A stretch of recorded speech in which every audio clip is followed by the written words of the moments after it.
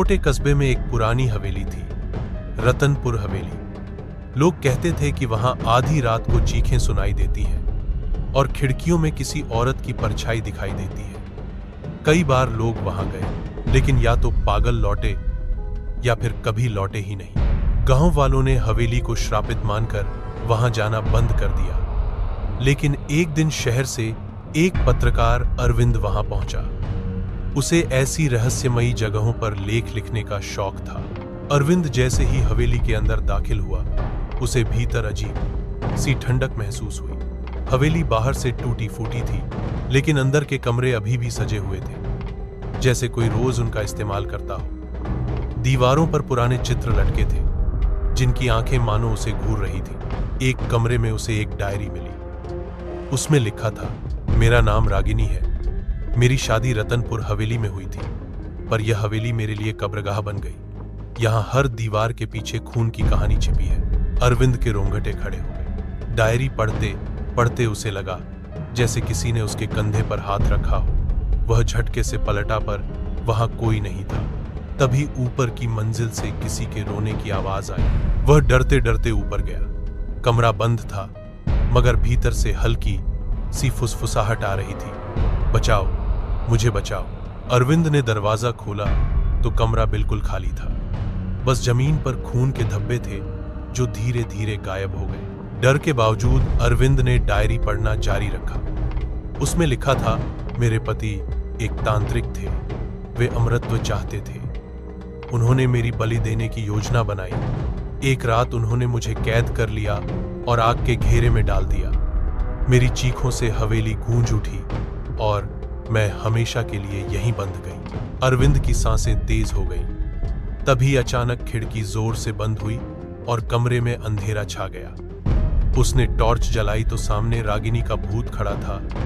लंबे खुले बाल, अधजला चेहरा और आंखों से टपकता खून। अरविंद चीखते हुए नीचे भागा। दरवाजा खोलना चाहा, लेकिन वह बंद हो चुका था। हवेली मानो उसे कैद कर चुकी थी। तभी पीछे से वही औरत की आवाज आई, तू मेरी कहानी जानने आया है ना? तो पूरा सच भी सुन ले। अरविंद कांपते हुए पलटा। रागिनी की आत्मा उसके सामने खड़ी थी। मैं बुरी नहीं थी, मुझे मारा गया, लेकिन अब इस हवेली में जो भी आता है, उसे वही दर्द झेलना पड़ता है जो मैंने झेला। अरविंद ने हिम्मत करके पूछा, तो मैं यहां से कैसे निकल सकता हूं? रागिनी की आंखों से आंसू बह निकले। मेरी अस्थियां हवेली के तहखाने में छिपी हैं। जब तक वे मुक्त नहीं होती, मैं भी मुक्त नहीं हो सकती। अरविंद डरते डरते तहखाने की ओर गया। सीढ़ियां नीचे अंधेरे में जाती थी। वहां पहुंचते ही सड़े हुए मांस की बदबू ने उसका दम घोंट दिया। कोने में एक लोहे का संदूक रखा था। उसने खोला तो अंदर जली हुई हड्डियां और टूटा हुआ पायल मिला। तभी हवेली हिलने लगी, जैसे भूकंप आ गया हो। रागिनी की आत्मा प्रकट हुई। इन अस्थियों को गंगा में प्रवाहित कर दो, तभी ये श्राप खत्म होगा। अरविंद ने जल्दी से अस्थियां एक थैले में भरी, और जैसे ही वह सीढ़ियां चढ़ने लगा, अचानक दीवारों से खून रिसने लगा। तांत्रिक पति की आत्मा उसके सामने आ खड़ी हुई। तांत्रिक चीखा, कोई मेरी रचना को नष्ट नहीं कर सकता। यह हवेली मेरी शक्ति है। अरविंद के हाथ से थैला छूट गया। तांत्रिक उस पर झपटा। उसी समय रागिनी की आत्मा प्रकट हुई और उसने तांत्रिक को रोक लिया। हवेली में जोरदार तूफान सा मच गया।